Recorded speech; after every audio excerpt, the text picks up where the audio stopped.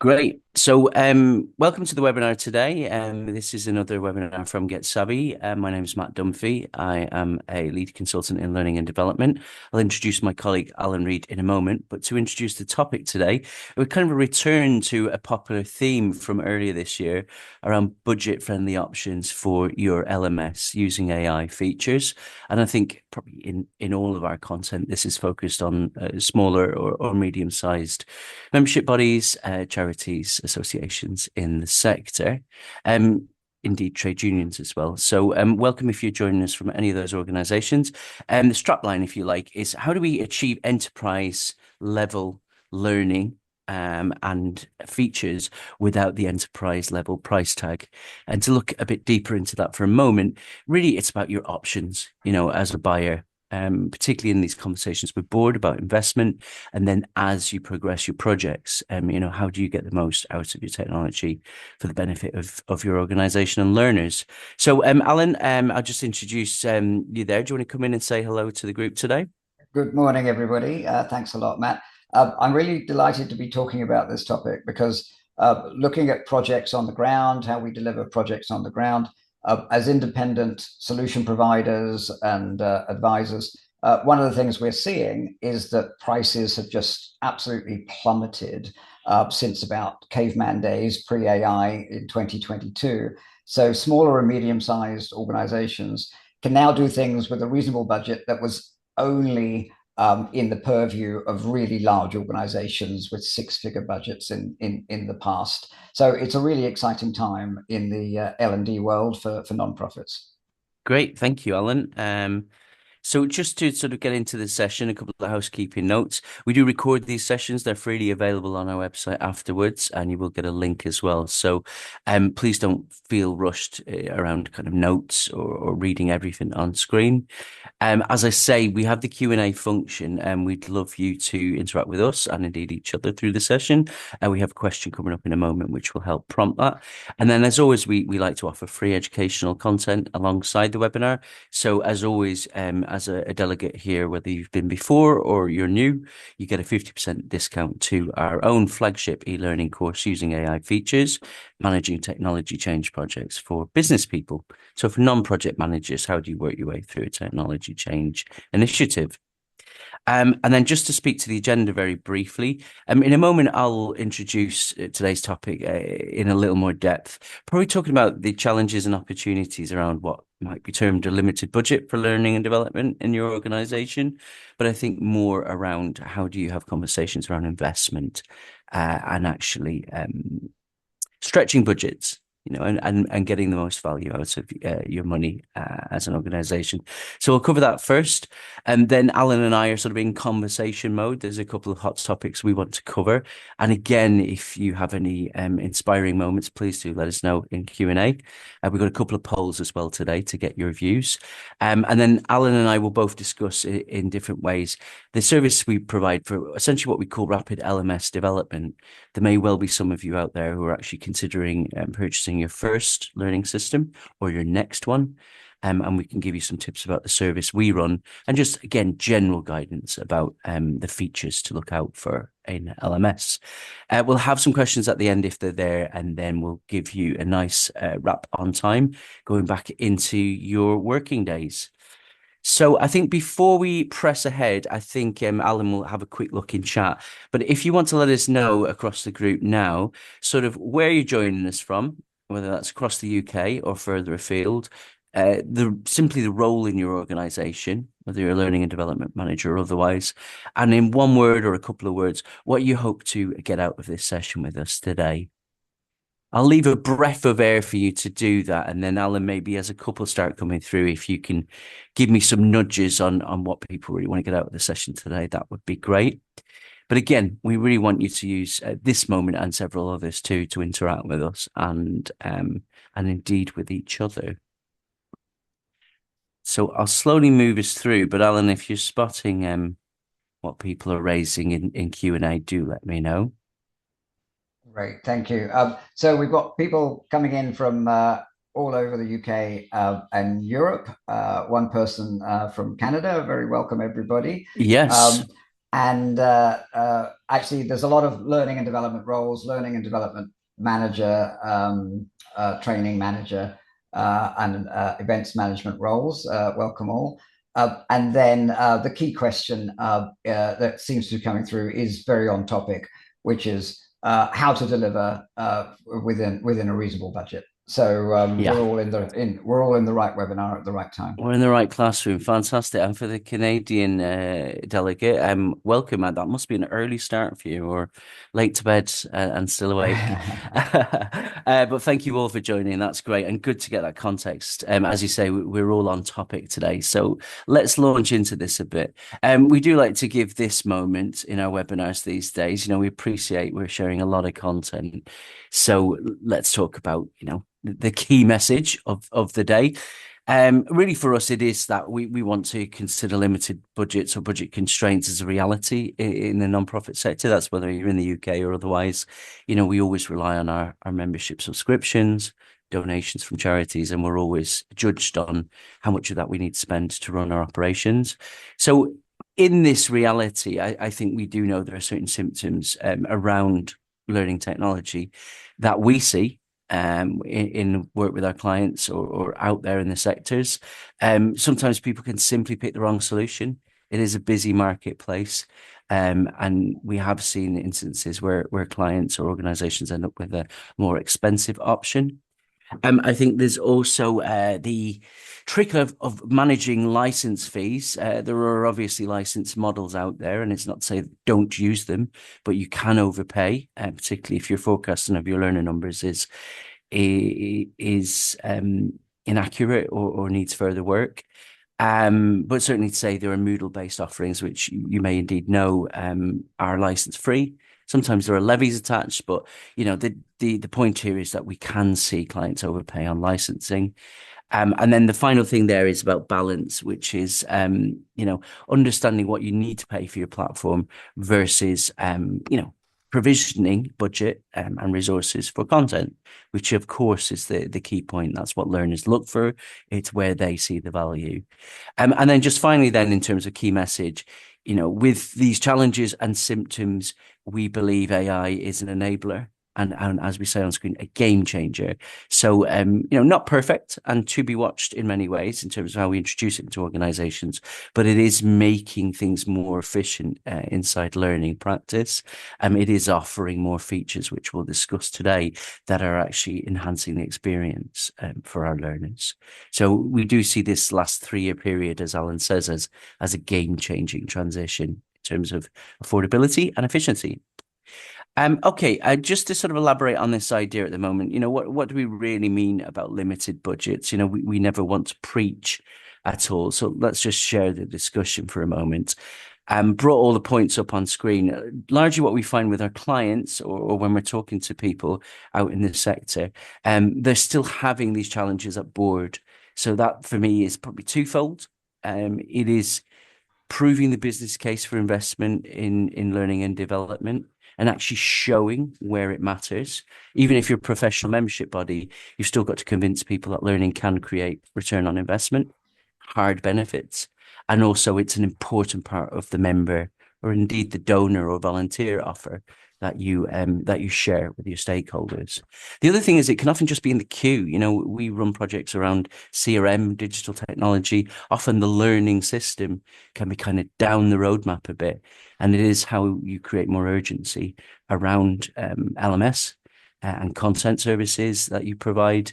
Again, because it is really that which offers impact for a nonprofit, amongst other things. A couple of other factors, we do know that L&D teams can often be a sole person, bravely, busily working away on behalf of the organization's learning strategy, or a small team. And increasingly AI can help here, but the onus is to be efficient at all times and to manage time very well. And on the right hand side, probably something that builds on that, we've released a recent white paper on this topic. It can be challenging to understand what you retain in house around content design development, what we call learning experience design, and what you outsource safely. And we believe in a hybrid strategy. You work on strategy and the ownership of that internally. sometimes you might be using various partners and suppliers to design the content for your learners. Some final points there. We do see some dialogue in the sector, in the UK around how do we monetize content. It's always a balance of what you can offer for free as a non-profit versus what is premium value and really deserves to be protected and offered as a paid for service or as courses. And then finally, then we are seeing a rising awareness and use of AI for learning. And we've got lots of things we can share today about the benefits there versus any apprehension or trepidation. So that's kind of what the reality might feel like for you at the moment around limited budgets and these investment conversations. I'm going to now pass to Alan, so you hear another voice on this. And Alan, I'll bring this in and you can move me on to the next slide as well. Just a discussion about some of the solutions. How do you navigate these investment discussions? Great. Thanks a lot, Matt. So we often get asked to help people price their L&D project. How much money do I need? How do I justify the budget? What's the best thing for me to be spending on? What's the true cost of ownership? Because I don't want to start this thinking it's one price and then find out it's another price later and then get shouted at by my finance director. So here are some key areas of advice that we find that are really important to avoid getting in a sticky situation. So if I take the first one and the third one, this whole element of licensing costs and the cost of the solution, what we're seeing over and over again is that people run selection projects to choose the right platform and vendor, and then end up spending all of their money on the solution itself. And just a kind of the dirty little secret is your members do not care at all what your learning platform is. They don't value that. That's not what they get the benefit from. So doing the research to see what meets your requirements at the lowest cost and with the lowest license fees is going to leave you in a position where you can spend the money on things that members really do value, which is your content. And we do research going back years now, and overwhelmingly members say what we really care about is new content appearing frequently and to a high standard as part of my membership value. So don't be spending money on the platform any more than you need to, and be very, very careful about licensing costs because they are extremely opaque in a lot of solutions. That second one we find to be really important as well, though, focusing on your return on investment when it comes to persuading your board what it is you need to spend and how much you need to spend. We often have a role in explaining to boards that whilst the courses themselves are not monetized necessarily, and people aren't paying for them individually, L&D, our data shows, is the single most important factor in members retaining their membership, in members not choosing to not renew at the end of the year. So if you're able to demonstrate to members that you are a valuable partner in their career, you're going to ultimately help them make more money in their jobs, then they're much more likely to stick around. And your major tool in doing that should be your learning and development offering. So there's a real straight line between what you spend on L&D and your success as a non-profit. And one of the most important things to do is to draw that line when it comes to fund holding groups and make sure that they understand all of that. So, and then finally, just the last couple of points there, spending the most on content. One of the most frequent complaints we get when we do member roundtables and research with supporters of charities about their value when it comes to their relationship with their nonprofit is the complaint that the content is too sparse, it's too static. It's not, they really want to see new content coming on every month. And the content quality is poor, it's boring, it's dry. So spending your money on that is what's going to have the most turnaround for you. And then the very final one is making sure that you're spending enough money on things that will benefit you as an organization in terms of insight, in terms of proving the value back to your learner. So if you're not having really good integration into your main supporter or membership management system, then you're not going to be able to get that insight and then create the kind of content that your members really value. So there are the main areas that we find can save you from wasting your money on the wrong topics when it comes to L&D projects. And I think, Alan, you're going to go on to discuss, I think, not necessarily sound bites, but some of the pledges the group could be making to the board around how to operate in an LMS change project and kind of some of the expected benefits of that. Absolutely. And what we're trying to do when we are helping an organization present to their board and justify the budget for L&D, we're often trying to tackle quite a cynical response from boards who see L&D as a cost center and not as a benefit center. It's just something that you kind of have to. You've got no choice, and the less you spend on it, the better. And what we're trying to get boards to understand on behalf of our clients is that this is your number one lever for generating revenue in your nonprofit if you just understand how to use it. So in order to get the benefits and away from that sunk cost thing, that sinkhole of cost, we tend to find it's very, very helpful to reassure boards that we can get this going quickly. So if we take the promises down the left, we can get this going quickly. It doesn't have to be this year-long project and it's going to eat us alive. We can get this going in a month or two. Then we can do things around licensing so that as we get more learners, which is of course what everybody wants, we don't just keep seeing the bill going up. There's no downside to getting more learners. So working on low license models or no license models is very reassuring to boards once they understand the difference there. The point about increasing your content all of the time, everyone's used to the Netflix model now.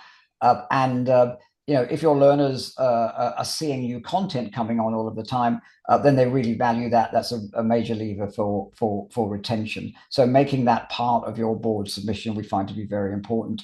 And then boards love AI. They love feeling that they're part of something that's AI driven. So talking about the efficiencies, how you can scale and create more content whilst not increasing your costs and headcount internally. Those are things that we find get a very positive response. And that's not purely cynical. It turns out to be true as well. So all of those things we find are persuasive to boards and really helpful levers. And if you look on the right-hand column, then this is how you make it a reality, so that you're going beyond simply creating flat, boring content that doesn't change every month to something that's exciting, innovative, and does you credit as an organization. It's something you can stand behind as part of your member offering. So we find those things really matter, and that kind of messaging is what will make the difference between getting your projects funded and having a flagship L&D offering and having something that's stale, unmoving, and slightly resented by your finance director. So yes, Matt, I'm happy to move on from there. Great. And I think we've got a poll just to get a sense of these areas before Alan and I kind of deep dive, if you like, into a few of the features of AI that you can be talking about. So I think as Alan brings it up, this is in those four key areas, thinking about your board right now, what do you think appeals most to them? So you'll see the options come up, but I'll walk through them. Is it about mobilizing quickly and getting an LMS L&D project changed rapidly? Is it licensing? Is that somehow around your board at the moment about these relative costs, or just that understanding why are we spending so much on licensing where the learner doesn't see that value? Is it about being able to generate content with more rhythm and pace? And making that easier for you as an organization and also knowing that you're doing that on behalf of your learners. Or as Alan says, is AI for learning around your board as a conversation? Is there anyone with that level of expertise who's asking powerful questions around how we're incorporating it? So you will see the poll on screen now, and we'll give you a moment just to respond there. And again, this is just a dip sample in the room, if you like, just for us to see where the conversation is leading us today. So again, a moment or two for you to consider and again share what you think is most on your board's mind at the moment around these areas of learning investment. Fantastic. So just a few seconds then to let people respond, and then I'll share the results. Great, Alan. Um, Really interesting. And this is showing our own experience in projects on the ground. People are interested in a rapid change. They're feeling a sense of urgency. That's really good. The licensing model one, I think there is a growing awareness in the market that a lot of licensing models are a problem, lacking clarity, and they've got lots of hidden costs. So that's showing here. I'm surprised there isn't a little bit more about brand new content, but maybe that's just a real bee in my bonnet. But honestly, we see the need to create new content as a major driver in the sector, and to be able to do that at scale and at low cost. So great. Shall I take that off screen, Matt? Yeah, that's perfect, Alan. And I suppose just one more from me on the spread of the responses there. I think we can continue, Alan and I, in this next session to talk about, the exact way to mobilize quickly. Because actually, there is, from our experience, a way to deliver a new LMS or your next LMS quite rapidly. And also, I suppose, to take Alan's point, that can then lead you on to more focus with your board or with your teams around content. So we know the kind of technical piece needs to be done first. You can release some content or migrate content from your old systems, but then you have a new day and a new platform to build upon.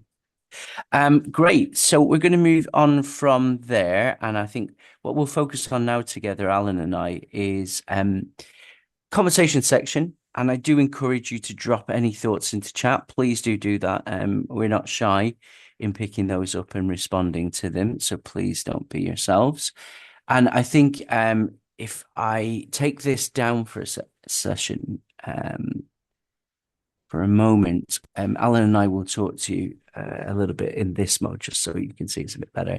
So, Alan, I've got a couple of questions for you that I've kind of planted and framed, given we are working alongside each other every day, talking to clients about these themes, and then we'll talk on screen about a few of the AI features that are available in learning systems right now, and your viewpoint on those. Again, based on what we hear out in the sector. So, firstly. And I know we've covered a deal of this already, but I suppose I want you to cut to the quick.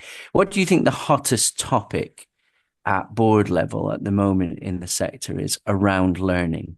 When we get this time on the agenda to discuss L&D, what do you think board is most intent on discussing or hearing right now this year? I think it's cost. So we hear this over and over. It's never times aren't tough in the non-profit sector. There's always a sense that money is tighter than it used to be. Somehow always the case. So boards are really focused on the cost and the ROI of L&D. Now, you would expect boards to be incredibly chipper at the moment. They should be cheering right up because projects that used to cost six-figure sums to put in, and not always with a one at the beginning of that six-figure sum, are now available for small numbers of tens of thousands instead of over 100,000. So, but boards are responsible for looking grumpy when it comes to money all of the time. So there's still the real challenge of how do I prove the ROI on my L&D spend? How do I make sure that I'm drawing that line we've mentioned between what the money out the door, which is clearly visible, and the benefits to the organization in terms of retention, in terms of people valuing the relationship with us, being able to do more of what we should be doing as an organization. Now, what's countering that, and what we are able to put a good message across to boards now is that you can do an awful lot more with the same money. You can do projects 30% of what they used to be in the past. Content creation is a fraction of what it used to be. in the past. So we're able to put those positive messages forward. But we still have to put it forward in such a way that boards know the costs aren't going to go out of control. How can this be scaled? If we're going to be turning ourselves into an organization that's producing new content every month, which is what members are demanding. And if we're going to do that, how do we do that affordably? And so you have to show a whole program of costs going out over multiple years, which is very easy to do. And it actually is very reassuring when they see the numbers. And relating that to what your members value most, we find to be some of the most important things. So showing that you've thought about licensing models, content creation costs, the total cost of ownership of this, and always drawing it through to this is why we exist as an organization to a significant degree. We find those messages really resonate. And I'm just going to add a little color to that. Thank you, Alan. I think from my point of view, if we were saying a lot of people joined today to say, how do I get going quickly? Often we find the bottleneck is the amount of times you need to return to board around the L&D conversation before you actually get investment secured or get the amount that you want. And I think all the things you mentioned, Alan, about the dual focus on how is there some revenue potential? There is a lot of conversations about the learner value proposition out there right now, and how can we prove the value to the learner in a way that, in certain circumstances, they'll pay for content, and almost how can you take some of the share of credit for the membership acquisition and retention percentages because learning is so important as a part of that. And I think thank you on the cost front. Then we've already shared a lot about how we can demonstrate and prove that cost is becoming more less of a burden and more affordable generally. But being very honest that there's a level of investment strategy, Yeah. but actually, it balances out over time. The steady state costs that people need to pay for hosting, licensing, if that applies, or importantly, their content is about investment. It's not just about a once and done approach to L&D. Absolutely. Um, Fantastic. I just to shift us on, and again, for anyone in the group, it's top of mind comment, or it is a question for Alan or I, please do drop it into Q&A. But I know, if we talk about rapid mobilization, Alan, as you say, in our real world experience, sometimes that can be as rapid as a 1 to 2 month implementation, maybe stepping up towards 3 to 6 months for more complex learning system with integrations.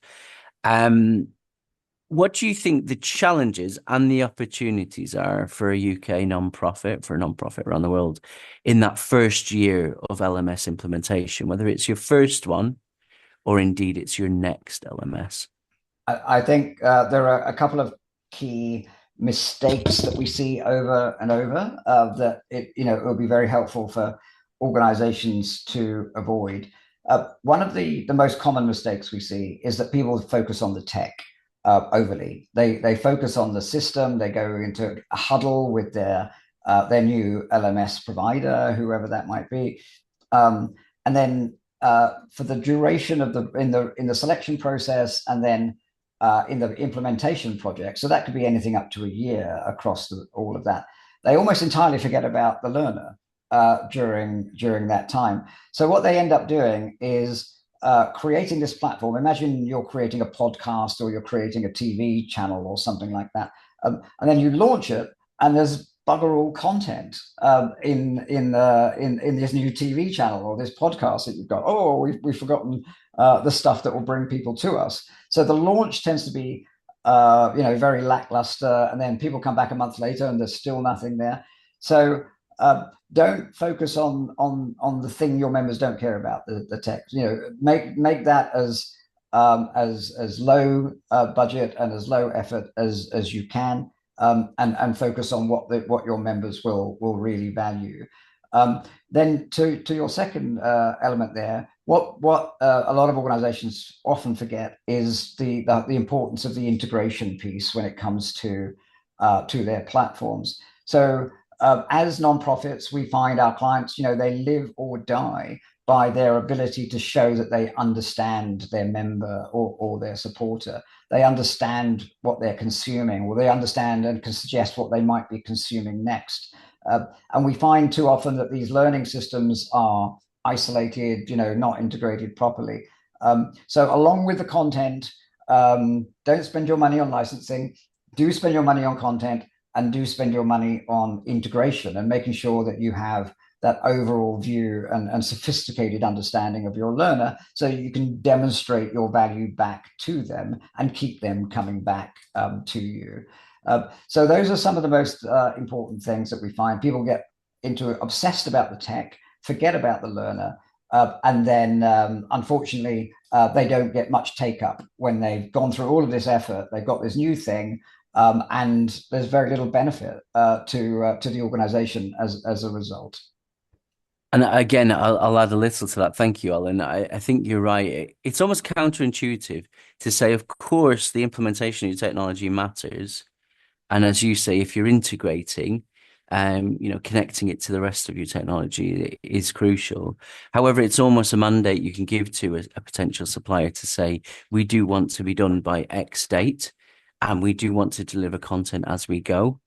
And we do want to be able to be in a position to accelerate the content we create, this year, for example, in 6 months' time. So I think you're right about the risk that a project can deliver the technology with old migrated courses in it, or just a short set of new courses that just won't be enough very soon. Um, so that's great. I think in terms of the challenge around that, turning that into an opportunity to accelerate your content. And I think I'll just mention it because I know you're going to go on to talk about it later. I sort of feel like at the moment in the projects we're running, there's like a golden rule of three around the technical integration elements. People want single sign-on. Your users, members, donors, learners want to transition quite easily from your website to your learning platform. They certainly want to have any course completion data sent back to the main hub, to your CRM, and where available to see that in a portal. So they know the learning they're doing is being counted, whether that's for CPD purposes or just merit, of sharing certificates, for example. And I think more for the organization, there is wider data that you can transition back to your CRM, particularly for finance colleagues around any purchasing that you might actually do. If you are selling courses in your LMS, you of course want to know how successful they're being, and what's popular and what's emerging as the next set of courses to deliver. So great. I think I'm going to reshare my screen now. Thank you. So if we've covered some of the challenges or opportunities in year one, what I want to do is again keeping this idea of rapid mobilization, getting your LMS on its feet quickly, and then moving to good content creation. We're going to talk about a number of areas of AI features inside L&D, and I just want you to give us what you believe is the most important thing to focus on, let's say this year, because there's a lot out there. In terms of prioritizing, what would be your choices or your guidance for the group today? And again, please, maybe Alan, keep an eye on it. If there's any questions in Q&A, we will pick those up. So if we say the first area is how can you use AI for learning to reduce effort? And I'll be very careful about this. It's not about cutting jobs or infantilizing your teams around their skill sets. It is about freeing up time and space and attention for strategic tasks or actually engaging on complex kind of conversations with your learners and learning from them. Your screen doesn't seem to have built there, Matt. Could you just Yes, absolutely. So I'm going to bring these in now. Okay, great. You're eager to crack on. I love it. Sorry, I just thought I wasn't sure if you were seeing the screen hadn't No, built. it's You were just pausing. Great. always good to check if there's a little Wi-Fi burp happening in the background. No, here we go. So what I'm going to say first, Alan, is this has probably got more of a focus on generative AI. So not necessarily inside your learning management system. And the three options I'm going to give you, which I think there should be some awareness about there now, is we kind of course use generative AI these days to create a basic course structure, or indeed actually fed by a prompt to create course content that we can then go on and edit and refine and finalize. obviously with the safety of how we share our data. In the middle there, we can use generative AI in a way to take our underlying content and then generate quizzes and assessments from that. So again, we may need to refine those and finalize them, but it's a great starter to actually say, create a quiz out of this, 3 or 4 paragraph content guidance. And then finally, we might have a lot of learners and a lot of results, both qualitative, so commentary, and a lot of stats. We can feed that into generative AI to say, give us a sensible executive summary for our board around what people think about our courses right now. So just think about those 3 options of generative AI. Where would you point the group at most in terms of what matters this year?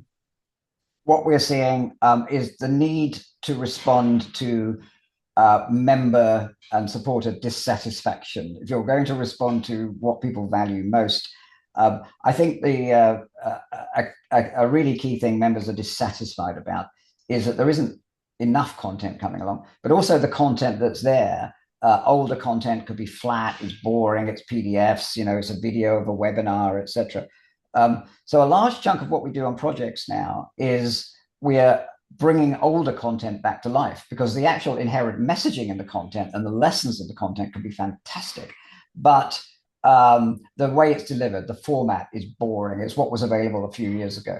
So I'm going to pick the middle one, because if we're taking as a high, all 3 are very valuable, but if we're taking big catalogs of existing content for lots of organizations, and we're turning it into something that's a really great asset for them today at low cost, then that middle one allows us to lift the content, add in interactions, add in ways that you can make sure the learner is still awake and so on, and they are in the middle of the content. Then they're having gamified experiences with it, gamified assessments, quizzes, and then content ideas that make it very accessible and easy to learn and to stick with them.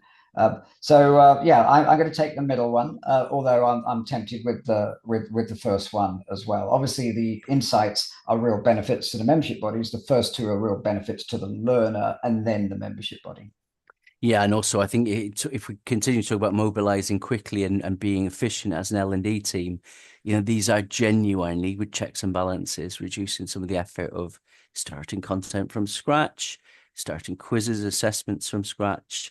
As long as you're careful, this is adding a level of pace as well. So that's great. So the middle one you would focus on, and I like the angle of responding more directly to what the learner needs, or indeed what some of the more constructive feedback might be inside their survey responses. So if we talk now about enhancing the learner experience, so this is slap bang in the middle of what you've just said. I'm going to give you 3 more options. And again, not necessarily your favorite, but what you think clients should prioritize in this area. So in terms of learner enhancement, you can, of course, introduce the AI idea of AI tutors. And I probably would say that's not necessarily just, an AI avatar teaching you content, speaking to you on screen. It can be voiceover as well. Scripted text towards a voiceover is a real efficiency. And actually, the quality is very high, we're seeing.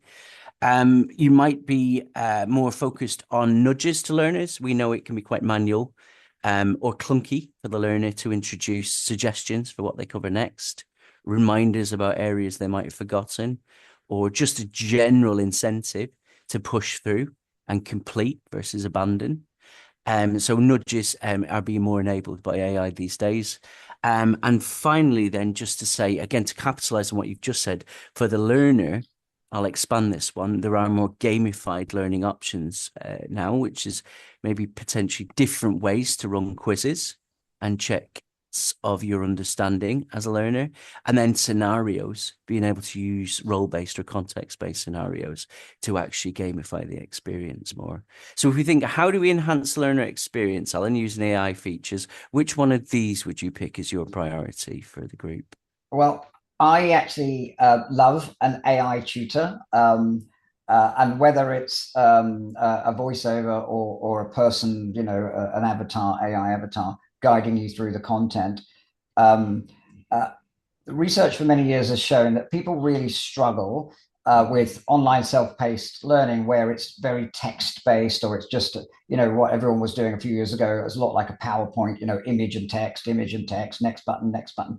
Um, and how the challenge then as an instructional designer is, how do you bring that to life? How do you get the learner to experience it and engage with it? AI tutors are a really valuable tool in doing that. So you have a human guide, human in flying commas guide, who's stepping you through the content. Things are moving around the avatar. Things are being explained by a human. So it has a real role, and we tend to use that in our flagship courses ourselves. It used to be impossibly expensive. You would have to hire an actor and a studio and an audio team and all of that. Now you can do it for buttons. So to be used very widely where appropriate, I find. The third one goes back to the point. I won't say it all again, but for instance, we've done a project recently where there wasn't actually a course, but the membership organization would give their learners, their members, a pile of PDFs to read, a virtual pile of PDFs to read. And some of these were from the British Standards Association, and quite detailed technical stuff.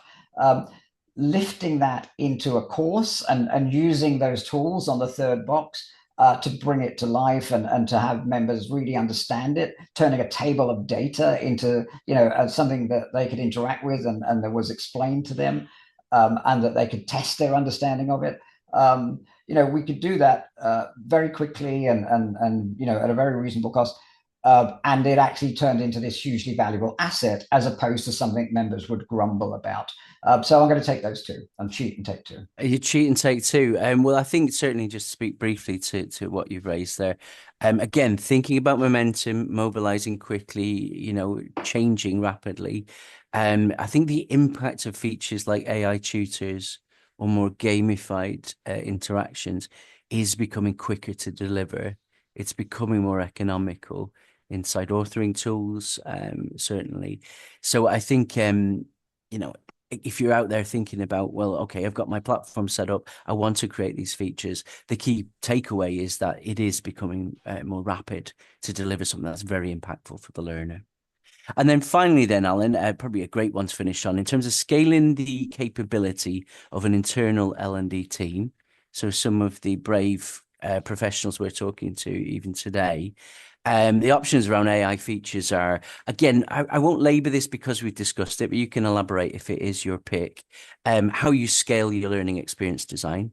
So it's more content, more frequently of a consistent high quality. How do you, in the middle there, tie up some of the process management, um, labor or distraction? AI is doing a lot like autonomous testing or flagging errors, for example. So it actually just saying, this year is going to be a process improvement year using AI inside our LMS. And then finally, then insight in a different way. How do you actually expand what you measure, monitor, track, and report on? Using AI features that are becoming more easier to manage, so that you're becoming smarter about what your learners are doing, about their behaviors, about what they like and don't like. So again, talking Fantastic. about capability, which one would you choose? So fantastic topic. For delegates' benefit, we've just recently created a white paper called, somewhat provocatively, why it's not the smartest thing to create all of your content in-house, and designed to get people thinking. And it's based on this understanding that of what we've already said. Members really value a steady drumbeat of new and high quality content coming along, but it's extremely hard to do that purely in-house, because if you are you've got all of these challenges. You've got obviously your limited resources. There's how to make the best of your experts' time. A lot of our course creation, there's the subject matter experts who may be a volunteer, who may be a practitioner in their field.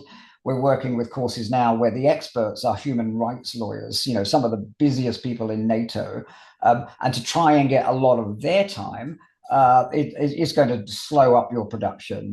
It's going to make it really very, very difficult to produce high volumes. So in terms of scaling learner experience design, the first one, I think taking a pragmatic view of what you want to do in-house and what it's best to partner with organizations to do. Our view in the white paper from experience of hundreds of projects is to recognize your role as the curator, the owner of the content, the guide to what your members and supporters really value. But you don't have to be pushing the mouse on every last step of production, because that's what really stops you being able to produce content at scale. When it comes to the process improvement, it's that how do you get the most out of the time of your experts without having them, having to actually create the content, or spend a long time on storyboarding, or spend a long time wrestling with technology tools, and using that right model of what do you do in-house and what do you do out-house, and using the right volume of high value AI tools, you can really make the most of those experts' time, so that you're getting what you need, presenting something back to them that they can review quickly, that looks like a finished product with their input coming into it based on their content in the first place. That then allows you to do it at scale. So I'm going to cheat again and take those first two as how the most important things in terms of how AI helps organizations produce content at scale. So yes, I did detect a level of opting for two versus one. The one reason I will accept that is because you've unified that perfectly. Scaling your learning experience design, pace, efficiency. It is also part of the discussion to say, how do I get the most out of my subject matter experts in an efficient way? That is part of the process of content design.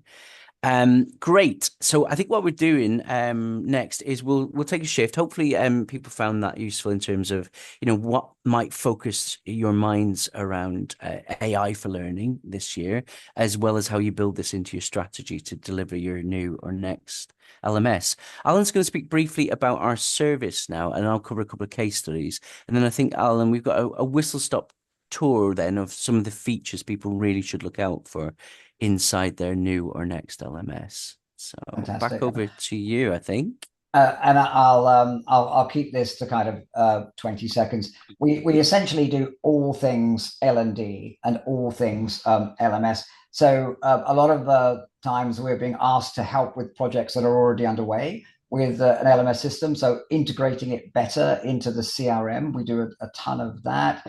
We will stand up a low cost platform for you from scratch. So that you can get your own new L&D project underway in very, very little time indeed. Often we're being asked to help refurbish, restyle existing LMS things. So we do everything related to your L&D strategy. And that can be hands-on, doing things with your tech, but also advising, guiding. And of course, helping you work in that partnered way with creating high value new content, or taking your catalog of really, really valuable content that's just vastly underappreciated and underused, either because it's in the wrong format or because it's just dated in how it looks, and turning that into something that at extremely low cost you can have as this really valuable asset that really drives your organization forward. So that's us in a few seconds. Thank you, Alan. And again, just to cap that off, you probably hear we cover the more technical elements in certain projects, and we cover content design and support elements as well. And that's all wrapped together in our advisory service, which can start with strategy setting if you need that support, all the way through to keeping some of these themes alive as you're implementing your content strategy, for example. Great, Alan. Thank you. I'll be similarly brief because I know we've got a new website launch coming up, and this information is always available via our social media. But a couple of case study examples. Our teams work with the Commonwealth of Learning, which is actually for the Canadian delegate in our audience, a Canadian run and led organisation. So intergovernmentally, providing learning, particularly distance learning focus for stakeholders. And the project basically was to introduce a platform quickly. I would say with a bias or a real keen focus on insight, which we've covered less today, but you'll see some of the bullet points on screen. So as well as the features like solid e-commerce for selling the courses they offered or positioning them in the right way, managing the subscriptions and payments model for that. A lot of what was introduced in this project was dashboarding, reporting capability, analytics, so that as you see on the right hand side there, one of our key points today, the senior leaders of the Commonwealth of Learning got more insight about success of the various courses that were offered. They understood more through the technology and what was successful. So that's the Commonwealth of Learning out of Canada, and a little bit of personal pride. But we have been on our own journey with learning technology, and that's how we started as a company. So the flagship course I mentioned earlier, our project using instructional designers was really to create a resource for non-project managers of the highest quality, which would incorporate these online learning features, including AI, and again would be affordable and accessible for our learners. Brief journey there on the right-hand side of the project. Using your discount code, you will see we created a highly interactive, immersive flagship course over multiple modules that was relevant to the UK sector and to technology change projects. We did that in a 6-month period. And we were also building in elements of e-commerce and different pricing models, and also understanding, the resources that actually needed to accompany the online course, things like templates for project management. Very successful. We're very proud of it. And again, that's certainly where we've used our own approach to deliver fast and focus on content. So, Alan, I know you're probably going to take a walk through this. Just maybe give me a nod when you want to move on to the next slides. But this is just a look at the various features, again, that maybe L&D leaders might want to focus on most as they're procuring their first or next LMS. And absolutely. And I just take the view that it's astonishing how often these things get forgotten. And we get asked sometimes to come along and try and put them in later. So Yes. really common is that you put in your new LMS system, for instance, your new learning management system, but then your content is not available when people come to your public website. They have to go hunting around looking for it. So one of the key things that we find to make the most of your investment is that you have the option to drop in dynamically your different course content, your different offerings in L&D as part of your public landing page, so that prospective members can see the value. And also, once somebody has logged in and identified themselves on the website, maybe they are a member, maybe they're thinking of being a member or a supporter, then their landing page, once they've identified themselves, also has some instances of the catalog that you've got. Oh, you might be wanting to do this course. This will be really useful to you. Don't keep it all locked away until somebody jumps into the LMS. Is the lesson from that? So let's move on from there, just in the interest of time. What we find also is often forgotten is that don't treat people like tins of beans. So whilst everyone talks about personalization, relevance, targeting, making sure it's all interesting, it often goes under the bus because of the perceived complexity of delivering that in your L&D. That really tight integration between your either volunteer management or membership management solution and your LMS, your L&D solution, is all about making it personalized and relevant to them, price appropriate where there are pricing, or offering the right catalog to people to get the best take up of it. So make it personal and make it tightly integrated is something that people often forget as well. So then what we see is obviously people will dip their toe in and out of your learning. So they might consume a course in month 1, and then they might not come back to that side of your offering until month 2, 3, 4 later. What we find is really important is tie it back to a benefit for them. Tie it back to CPD, or tie it back to their performance when they come and identify themselves. This is the landing page for a typical member, for instance. And it's highly personal, and it's saying, oh, well done, you're up to date with your CPD because we're tracking it and we're doing everything for you. Or oh, slight kick up the bum, you're a bit behind on your CPD. Here are some courses that will help you do that. So make your learning weave like a thread through every single other thing that you're doing in your organization. And again, you'll get more take up, you'll get more perceived value from the same thing. Likewise, make it as easy as possible for people to reflect on the CPD that you're given. So we all know that one of the most annoying things for members is that they work with you all year, they do your events, they do your courses, and then you as an organization, when it comes to their CPD, you show them a blank page and say, so what have you guys been up? What have you been up to all year? And they're going, I did it all with you. Why aren't you, why aren't you telling me that? So one of the most important things we find is having that tightly knit relationship between L&D and CPD. But also, so not only does it track and show that you understand what they've been doing all year, you allow them easily to reflect on it and say, this is what it means to me. This is how it's going to help me with my career. And in many cases, actually set out a forward-looking personal development plan. Those are the things that keep members coming back because it helps them with their appraisal, helps them get their next job, helps them value the membership. And then, of course, tracking it all back to you as a leader of learning in your organization. How am I going to manage what people are consuming, prove the value back to them, communicate about other things they might be interested in? That all comes down to integration. I won't go on about that in the interest of time, but if it's not integrated, it almost doesn't exist. And the same thing goes here.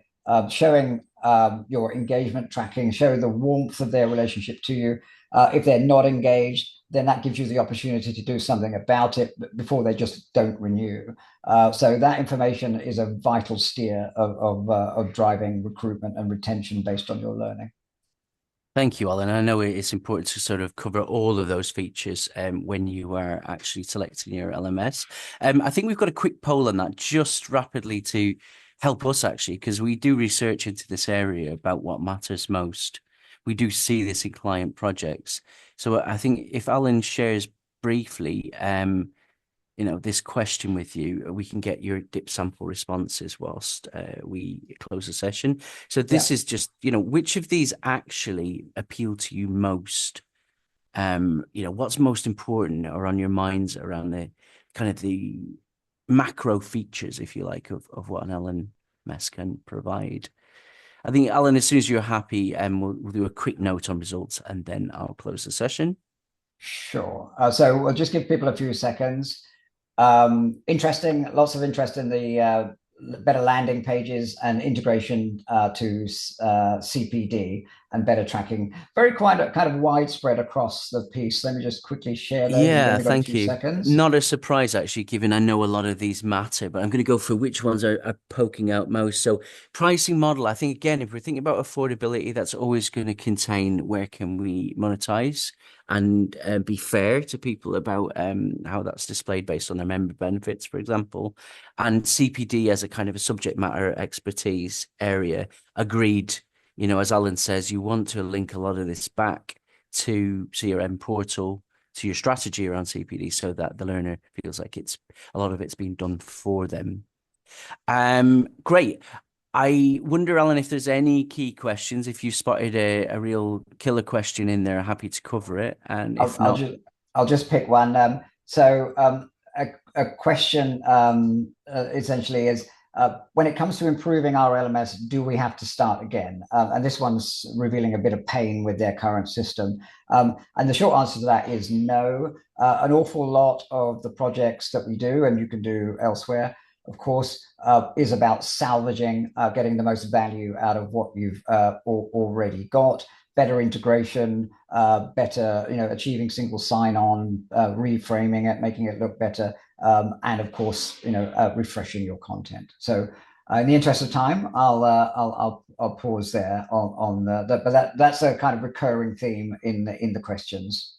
Great. And Alan will probably share in a moment our final feedback form. We won't share results, obviously, but if anyone's looking for a conversation or having a question answered, we're happy to help. But I think just moving us to the final close in a moment or two. So just talk about what you will get from today.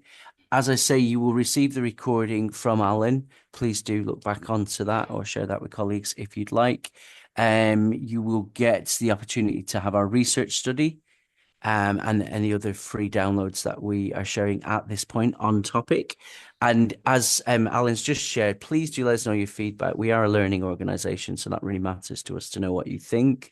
And also, if you are in a situation where you want a no obligation chat about some of the challenges or opportunities that your organization has, please do just say yes to that in the survey, and we will be back in touch.